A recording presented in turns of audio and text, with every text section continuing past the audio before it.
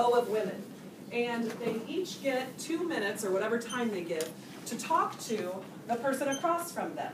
And so they'll introduce themselves and maybe tell a little bit about what they like or whatever. And at the end of 2 minutes, the philosophy is that you can decide if you're interested in someone in that short amount of time.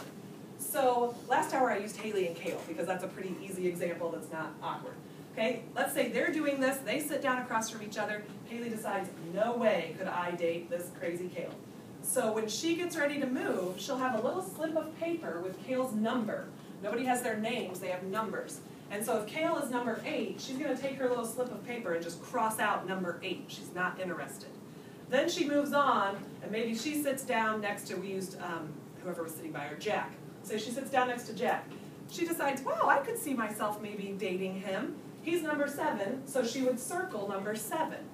Now, the guys are doing the same thing. Kale has a piece of paper, and he's checking out if he would be interested in Haley or not. And she's number 5, and he thinks, no way could I put up with this girl. So he crosses out her on his list. And then maybe Jack also felt a little connection with Haley, and so he circles her number. And at the end of the night, they give their slips back to whoever's in charge, and anywhere where both people, where it was mutually a match, then those 2 people get each other's phone numbers. And then it's up to them if they wish to date or not. Does that make sense? Do you know in Hitch, the part where the girl that Hitch is going after, she's doing this. She's speed dating with her friend, and Hitch comes in and kind of tries to break it up. If you've seen that movie. Oh, is there a commercial? Where the guy, don't worry. I'll get you to it. There's a guy and a girl, he goes in, and she read, like, his post or whatever on his blog or something.